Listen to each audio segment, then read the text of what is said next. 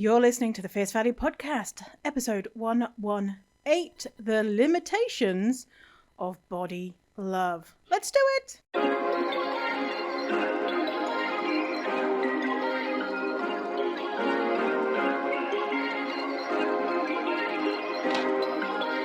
Perfect! I'm Victoria Wellesby, TEDx speaker, best-selling author, and fat activist. I have transformed my life from hating my body with desperately low self-esteem to being a courageous and confident, fierce fatty who loves every inch of this jelly. Society teaches us living in a fat body is bad, but what if we spent less time, money, and energy on the pursuit of thinness and instead focused on the things that actually matter, like if pineapple on pizza should be outlawed, or if the mullet was the greatest haircut of the 20th century. So, how do you stop negative beliefs about your fat body controlling your life? It's the Fierce Fatty Podcast. Let's begin.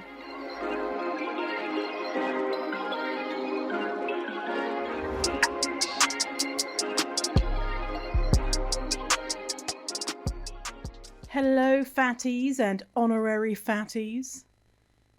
Welcome to the show. So pleased to have you. I'm so excited today because I'm using an incredible invention. You've probably heard of this invention, but it had escaped my mind that these things existed. And so I record the podcast facing the window, right, to get light. If I do it facing anywhere else, I don't get enough light. But I've got these blinds, like shutter blinds. They let in little crevices, little things of light. And if anyone watches the show on YouTube, they'll watch like little bits of light sometimes going across my face as the sun goes across the sky. And it's really fucking annoying. And I've been racking my brain thinking about what can I do to make it so that there aren't any lines. Can I get another set of blinds that go over these blinds in the areas that there are cracks? Because my window is so huge, it's like 3 separate blinds. And last week, I put up a towel over them. And it suddenly dawned on me, I've lived in this place for a year. It suddenly dawned on me that there is something called curtains that I could buy. Why has no one told me about this magical thing called curtains, which I already have in my apartment, in my bedroom, obviously. And it solved the problem. So I went to IKEA, got some curtains. Now I don't have light shit in my brain annoying me, making me sad. So yay. So if anyone out there, yes, you're welcome for my incredible invention that I'm telling the world about, spreading the news about curtains. Great device for stopping light getting into your apartment when you're recording a podcast. Yeah, dreams do come true. Anyway, so today's podcast, we're talking about the limitations of body love. And a lot of I talk a lot about fat politics, right? And also body love. And I realize there's a big gap in regards to the words that I'm using and maybe sometimes what I'm meaning. And I think long time listeners of the show know, but I think I really need to be explicit about what I'm saying when I use the words like body love, body acceptance, all that type of stuff, what I actually mean, and also the limitations on the concept of body love. So let's talk about that. Now, first I want to give you kind of an overview of my morning as someone who doesn't hate their body, or someone who loves their body, or someone who's neutral with their body. That's me, right? However you want to say it, someone who doesn't hate their body. So you can see what it's like, and is it this basically me spending the first 5 hours of my day just staring in the mirror being like, oh my God, why are you so good looking? Which is obviously what I do every single day. Not on Fridays, because I'm busy being fabulous on Fridays. But is it like that, or is it something else? So I thought I'd just give you kind of a little overview of my morning, just waking up and walking Dougal, so you can see the kind of thoughts that might go through my head. Not might, have gone through my head. And so I have many, many hundreds of thoughts. I know it's weird to think like that I have thoughts going through this gorgeous head of mine, but I do. So just an FYI, in between these thoughts that I'm having, there's also thoughts about, isn't it nice to have a poo? Or, what's on Netflix tonight? And, whatever. So it's not a kind of stream of consciousness of me being like, only think about my body or not thinking about my body. Okay. So I woke up. My first thought was, that I had a nice sleep and I felt rested. I went to sleep at 9 o'clock last night, which is not like me. I normally go to bed at midnight. So I was like, I had a nice sleep. I had a shower and noticed my body in regards to, I noticed that my allergic reaction, I'm having an allergic reaction to something over the last few months, and we don't know what it is, but here, take some medicine to reduce the symptoms. Anyway, so I'm having an allergic reaction to something and it causes hives on my bodies. And so I had a thought of, I felt frustrated about this. I don't care what the hives look like on my skin, but more so that they are itchy. I guess I care a moderate amount, right? So that's the thought that I had about my body. Had a shower, and then when I got out of the shower, I looked at my naked body in the bathroom mirror as I dried myself. And the only thing that I noticed was where the water was on my body and where I needed to put the towel to dry my body. I didn't have any thoughts about my appearance or what my body looked like, just, there's water on my shoulders, I should put the towel around my shoulders, that type of thing. Next, I picked out my clothes according to my mood, and I felt like I wanted to feel comfortable and also kind of grungy or rocky, or, so I chose a low support tank top type bra and a rock t-shirt. Is it a rock t-shirt? It's got a picture of a growling cheetah on it. Anyway, yes.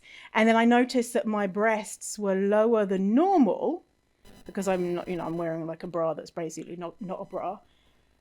I just noticed that, and then I thought, fuck it, I want comfort today versus putting on a higher support bra. Next, I saw my hair, that it was all over the place, and I felt a sense of gender dysphoria, and that was around kind of keeping my hair short and deciding to grow it out. And I feel like I want to grow out my hair, but then gender dysphoria stuff is coming up. So I put in some dry shampoo, took about 20 seconds to zhuzh up my hair, and then I felt better about my hair. I put on some new glasses that I got, even though I'm not sure if I like them yet because they're a different shape to normal. But I thought to myself, no, wear them because you need to get used to the different shape, and maybe that's why you're not sure if you like them or not. Yesterday I got a delivery from Eloquii.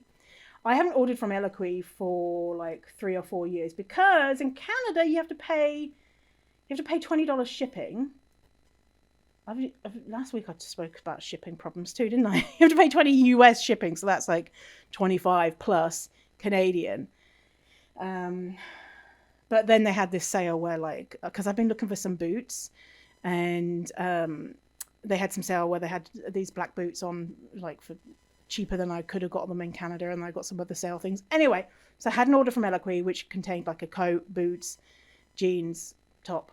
Anyway, so I put on my new jeans, put on my new boots, and I thought I didn't like the way the jeans looked on my stomach because they kind of rolled down when I bent over to do my boots. And so I adjusted my jeans.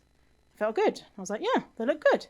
Put on the new Eloquii coat and looked in the mirror, and I thought, oh, you look so cool and put together. That was my thought. So we went walking, Doogie and I, and my boots are rubbing on the back of my heel, and I had a quick thought of, your feet are too big. So I have size 10 feet, which often is the highest shoe size in women's shoes. I've started seeing a lot more size 11s. But anyway, I've always had in my head, oh, your feet are too big. If you had smaller feet, men will find you more attractive. These are my deep dark thoughts that, that I barely notice, but then I kind of will talk to myself about and be like, what's going on here? Yeah. So my boots were rubbing my heel, and my first thought was your feet are too big, and then I changed it to the shoes are the issue, not me. Continuing walking, when I saw people looking at me, my thoughts were neutral. So when people looked at me, they're just observing another human. They're not thinking anything. They're probably thinking, what's my day look like, blah, blah, blah, whatever. Or I thought that they were thinking that I look good. So whenever I saw people looking at me, I just thought, whatever. And also, thank you. Yeah, I do look good. Although they didn't say anything to me, right? So I'm just interpreting their thoughts of neutral or I look good. And then the last thought that I thought about before going in with Doogie to give him his breakfast was thinking about the guy who asked me on a date last night. So there was a guy from OkCupid who asked me on a date. He was like, it would be my honor to take you on a date. And I was like, yes, it would be your honor. So I was thinking about that guy. He's 3 centimeters taller than me. So I'm 5'7", so he's probably 5'8". And I was predicting that he would be surprised by my size, about how big I am, and think I'm too big. And I felt like, I think that is going to be his reaction, but not thinking of that making it's a bad thing for me. Just thinking about his experiences and thinking, oh, well, if he is the type of guy that I think he is, because he seems very forward thinking and kind, then he'll just notice my body and then think whatever,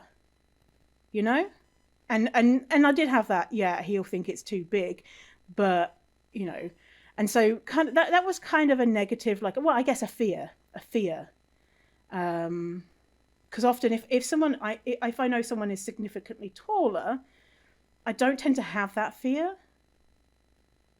And yeah. See, these stuff coming up that I don't even, you start to dig into your thoughts and you're like, ooh.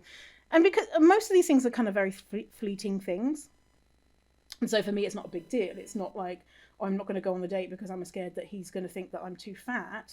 And if he does think I'm too fat for his liking, then whatever, I think, oh, that's a shame for him that he's losing out on the chance to see me and be with me because I'm a fucking mother. Yeah, so basically, that was me racking my brain for the thoughts that I had.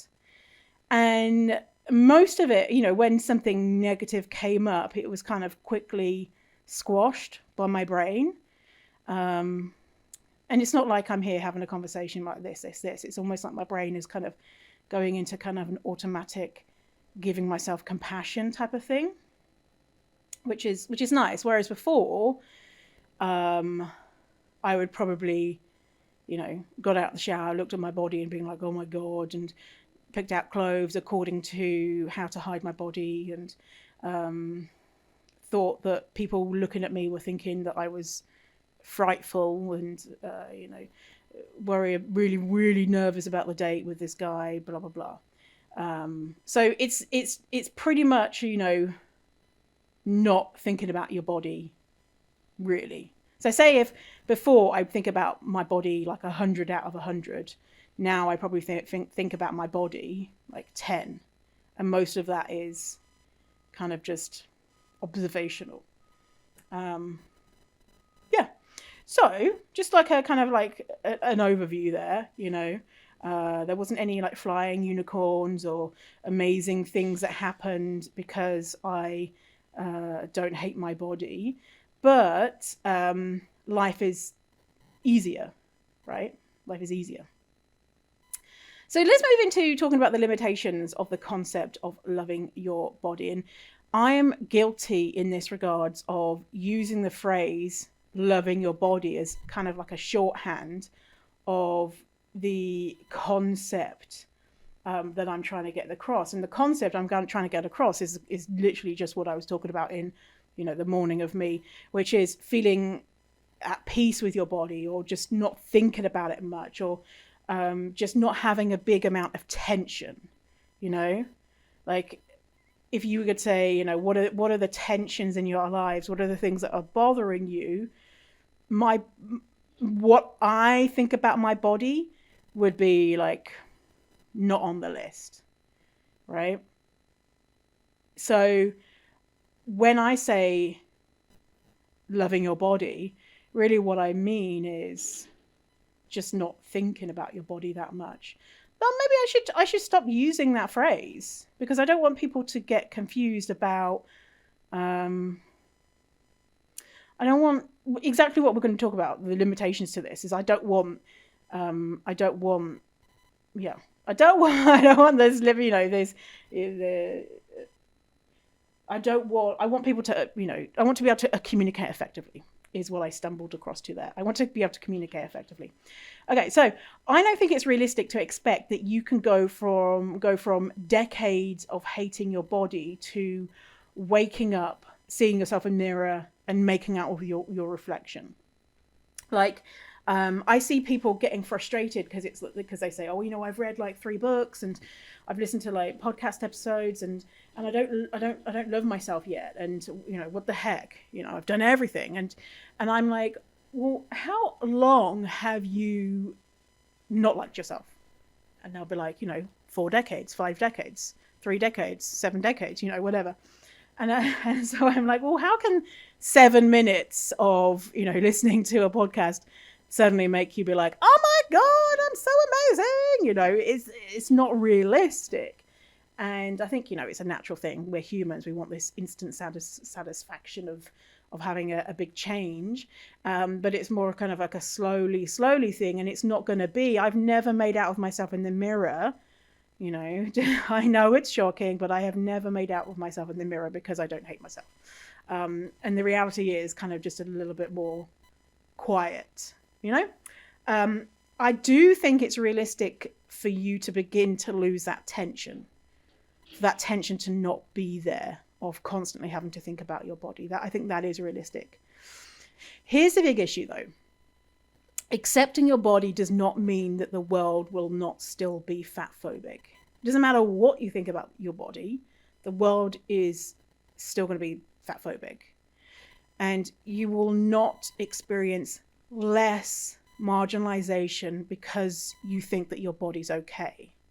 In fact, I feel like it can expose you to more bullshit, because now you're more educated on what weight stigma is. You begin to notice it everywhere. And I feel like I've been more exposed since learning about this stuff. And sometimes I think, I wish I could go back to the quote good days where I didn't pick up on this stuff. But it's inevitable as we all learn and grow, right? That we'll start to see things that we couldn't see before. And so in some ways, especially as a fat activist, especially as someone who's doing this for their job, I am exposed more to marginalization. And if you're doing this work in your life, then you are probably going to be exposed to more marginalization, because you're probably going to start talking to your friends and family about it, and you're going to come up against them saying all sorts of bullshit, probably, whether that be friends or family or people on the internet or old high school friends or whatever it is. Whereas before, it's like safer to just be a fat person who's dieting. A fat person who knows, quotes, knows they're a bad fat person and they need to lose weight. Sometimes that's just a lot safer. So coming out as a fat person saying, I'm fat and this is me, that can be really scary, very, very difficult, and not possible for a lot of people. So the difference is, though, that the difference now that I'm not hating myself is that I tend to not internalize fat phobia, versus before I would think, yeah, you're right. When the doctor would be like, you need to lose weight because you've got an ear infection or, whatever. And I would be like, yes, and I'd soak all of that in. Whereas now I feel like I have a mirror in the middle of my chest, and that shame that the world is trying to direct towards me is reflected back at them where it belongs, because they're, that shame, that shame and hatred of fat phobia, it's being directed to fat people. And before, I would just, soak it in like a sunbeam and be like, yes, you're absolutely right, I am a piece of shit because I'm fat. Now, not so much. And of course, some of it slips by. Not everything, not all of it is hitting that mirror on my chest. Some of it is soaking into my skin, and I'm still absorbing that stuff. But there is that mirror protection where I'm like, I don't deserve this. I don't, because I'm worthy, no matter my body size. So I do think it's incredibly important to try and shift the way that you view yourself, if it's something that's important for you, if it's something that's very distressing for you in your life, if you think about it a lot. And I do think it's possible to make those changes to the way that you view fatness in regards to education around what fatness means. But I don't think that doing that is going to change the experience of existing in a fat-phobic world all that much, but it will make it a little easier, in some ways. in some ways, because then, exactly like what I just said, you start noticing it everywhere, and then you'll be like, for fuck's sake, I want to go back to where I didn't notice that every motherfucker around me is fatphobic and in diet culture and all that type of bullshit. So fun times. But here's an example. Okay, so let's think of an example. Is you are a bridesmaid or a non-gendered, what would that be? So we've got bridesmaid, we've got groomsman, wedding party. You're part of the wedding party at your sister's wedding, for example. So you'll go shopping and go to a dress shop to find, dress clothes for all of the wedding party, and the shop doesn't carry your size. So if you agree with the idea that your body is wrong and that fatness is bad, then in that situation you're probably going to feel a ton of shame, embarrassment. I personally would want to move into secrecy and be like, oh yeah, no, it's the dress is fitting, I just don't want to come out and show you. And then I'd maybe go and find somewhere that could alter it to make it bigger, or that's what I would probably do, is like secrecy and shame for this terrible thing that I had done by having this fat body. It would be a huge blow, right? It would be kind of like a core memory, potentially. So if you've been working on adopting more self-compassion, then you would probably still feel frustrated and disappointed and sad. Perhaps some of those other emotions that I mentioned before, but maybe not to the same degree. You would be able to see the injustice of the situation and feel angry that this store doesn't carry clothes for more human beings, versus being like, oh, I'm to blame, it's my fault. You'll be able to hold that mirror up and direct the shame where it should be, which is the fat-phobic world, right? So, it can help a lot. But then again, in that situation, you'd be like, I'm fucking angry, and like, why did my sister not know that this store doesn't carry my size, and da da da da. But, I think I would rather be angry and frustrated at these situations versus having shame eat me up from the inside. That's my personal preference. Because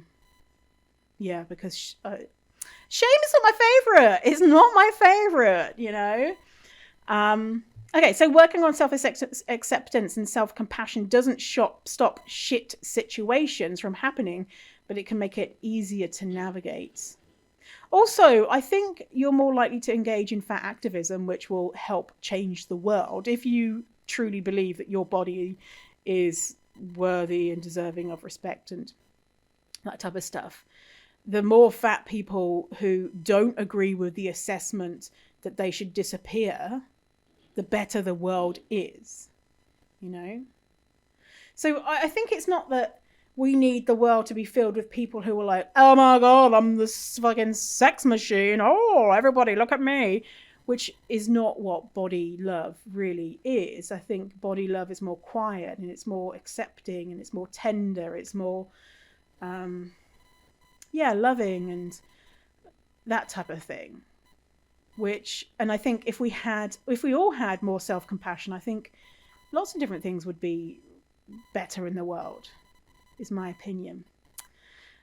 So I want to talk about another limitation, which is accepting a body that is disabled or chronically ill is complicated, and saying just love yourself is not useful advice when your body is not doing the things that you want it to do.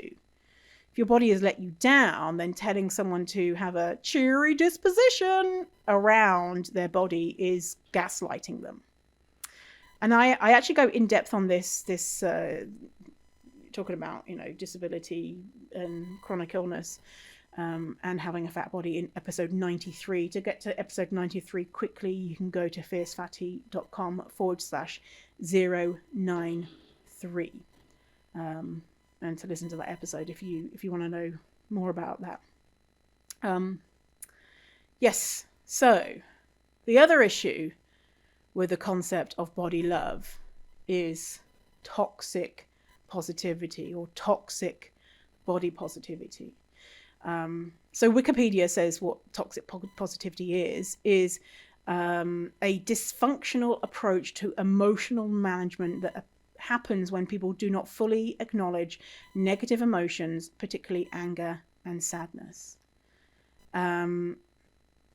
If we don't allow ourselves to feel mad and angry and all the other incredible emotions that we can feel, then we are just expecting ourselves to not be human.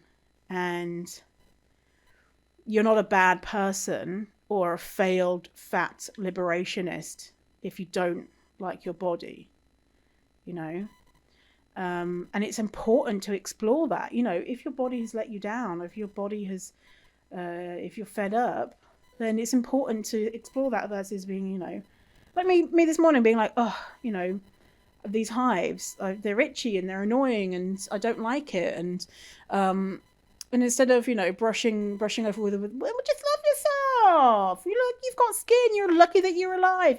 Yes, that's true. I'm lucky that I'm alive and I've got skin and but also holding space for that sucks. That sucks. I shouldn't have to be dealing with this new health condition on top of all the other ones that I have. It's fucking annoying, And so exploring that is also important. And not having gratitude for your body, I think, as well, is important if you're not feeling it. And sometimes you do feel it, right? But not forcing yourself to have gratitude for something that you don't have gratitude for, right? Yeah. So the chant of just love yourself can come across as super problematic for many people. And the concept that looks like thinking that your body is super attractive still relies on what your body looks like and not just thinking about yourself. So just love yourself can come across as you're beautiful. Embrace the idea that you're beautiful. Well, how about we embrace the idea that it doesn't matter if you are beautiful or not. You still are a worthy human being. And so it's still focusing on looks of you're wrong in the way that you perceive your beauty. What if you do just want to be like, what, I'm fucking ugly. I'm ugly as shit, but I still am worthy and deserve love and compassion and all of the good stuff that beautiful people get, And often the concept of loving yourself comes from people who are conventionally attractive. So thin, young, able-bodied, cisgendered people. And they'll say things like, I've learned to love myself, so you can too. And it's kind of like, of course you fucking did. Everyone agrees with the assessment that your body is beautiful. And this is something that I'm struggling with. I'm struggling with having a lack of patience for people who are clearly straight-sized and attractive saying, I'm ugly. And I understand that something, their perception of their body is it's not based in reality, right? And at the moment I'm kind of struggling with that. Almost like I want it to them to have more self-awareness, to say, I'm struggling with the way my body looks, even though I know that I have a normative, conventionally attractive body. That's where I want us to be, because I don't think it's appropriate, especially for someone, if they're saying it to a fat person, especially someone who's not paid to help them with this. And that's often how many fat people have got the story of a thin, conventionally attractive friend being like, I'm so fat and ugly, and the fat person having to comfort them and be like, no, you're not fat, no, you're beautiful. That's so fucking offensive to the fat people, because clearly, hello, you are not, the world heralds your body.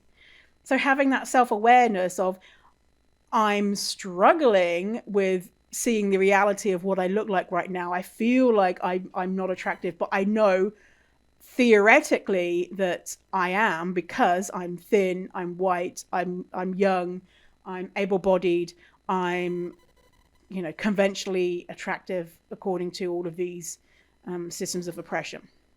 I think that's where we need to be. That's where we need to be. Yeah, and I want it to be taboo for conventionally attractive people to seek reassurance from fat and ugly people, and people who are not seen as having the body type that society worships. Like, oh shit, you didn't just go and complain about being unattractive to someone whose body is told that they're unattractive. Like, that ain't cool. I don't think that's cool. That's not cool anymore, is it? It's not cool anymore, no. Sorry if you can hear in the background, there is a truck right outside my window loading pallets. I hoped that they might be done soon, but apparently there's about 50 million pallets that need to be thrown onto the back of this truck. So I'm sorry if that's really annoying to hear, and maybe you can't even hear it. Who knows? But yeah, anyway. Okay, so toxic body positivity also negates to recognize the complex issues that each individual is faced with. It's way easier for me to accept myself because I'm white. I don't have to live in a world where I'm subjected to violence and murder and everything else that comes with racism due to the lack of melanin I have. I don't have to be reminded every day that the world isn't accessible for me because I'm not in a wheelchair. I don't have to feel the pain of being rejected from job opportunities due to looking too trans, etc., etc., etc. So it's easier for me and folks like me who have less marginalized identities to scream, love yourself, from the top of from rooftops. Well, because I have less instances in my life where the world is like, you're not welcome, we want you to die. And it's kind of like, well, yeah, I'll love myself when people stop trying to murder me, if you have different marginalizations and visual marginalizations, like me being, I'm trans non-binary, but walking down the street, people perceive me as a woman, And yeah, like maybe when I had a shaved head, people might be like, oh, okay, maybe something's going on. But people who are more visibly trans are going to have different experiences than I would have as being trans non-binary, right? So it is easier for me to make that change Because, say if I walk out and people are like, you're fat, you're horrible, I don't have all these other things because I'm white, and all of the other privileges that I hold. Also, using toxic positivity as a stick to beat yourself with, like you're failing because you don't love yourself. In a world that tells us our bodies are wrong 365 days a year, we have a constant battle to contend with. And a lot of the times, those other forces will win out. So it's not like you're failing because you're not, you don't feel like Kim Kardashian when you wake up. I mean, Kim Kardashian probably doesn't even feel like Kim Kardashian when she wakes up, Just surviving, holy shit, especially now, just surviving is incredible. And anything else on top is just remarkable and beautiful and all those types of things. And so I really don't want people to be, using body love as I failed at something else, No, no, pretty cat. So let's wrap it up. The limitations of body love. So it's super easy for a thin, white, young, body positive influencer to declare, love your body. I did. But we are missing some really important nuance with the idea of body love being the answer to happiness and easy for people to obtain.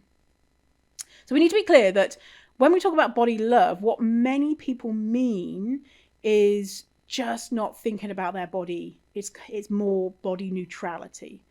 And the flippant use of body love can set up unrealistic standards.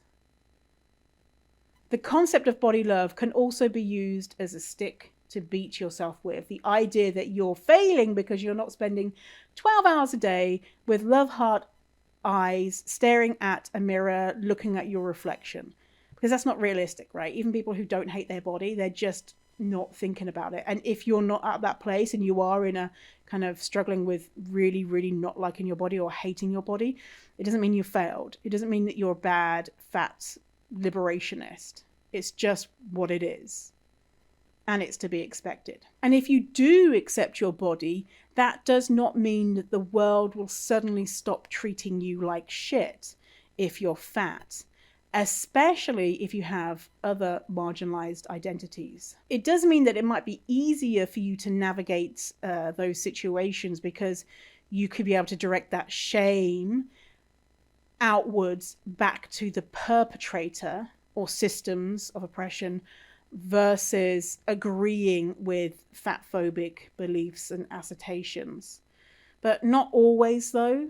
Body acceptance doesn't mean that you're immune from shame and stigma. The cry of just love yourself also denies the very real lived realities of those who are disabled or have chronic conditions, people of color, trans people, queer folks, etc., who are fat, who not only have to deal with the world telling them that their fat body is bad, but they also have to deal with the violence and murder due to other marginalizations that they hold. So the idea of body love, or the assertion to love your body, can ring hollow and be really problematic for many people because of that. So what do you think? What do you think? What are you thinking? What's your brain thinking? Hey, and thank you to anyone who donates to the podcast. I really appreciate it. I'll get random PayPal notifications with nice little messages from people, and that really brightens my days, because sometimes I think, oh, is anyone listening? My mum doesn't even listen. How rude. And of course people listen, right? I don't actually look at the stats because my VA uploads things, so but I know people listen. I know people do listen. Can you imagine if I hadn't looked at the stats? I haven't looked at the stats in a good few months, and I went and looked and it was like, oh, turns out no one's listening anymore. I'm like, oh. Imagine. No, it's not true. It's not true because people will send me PayPal. So someone's listening. So thank you for those. If you ever have a question that you want me to answer on the show, please send me a message. Go to the podcast page, fiercefatty.com/podcast, or the episode number, which is 118, and there'll be a button right there to submit a question, and I could answer it on the show. Yeah, that's it.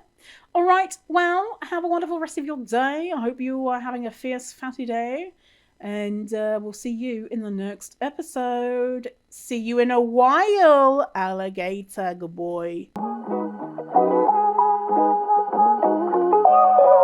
Thanks for listening to the episode. And if you feel ready to get serious about this work and want to know when the doors open to Fierce Fatty Academy, which is my signature program where I teach all about how to overcome your fatphobic beliefs and learn to love your fat body, then go to fiercefatty.com/waitlist. Again, that is fiercefatty.com/waitlist to get your name on the waitlist for when Fierce Fatty Academy, my signature program, opens.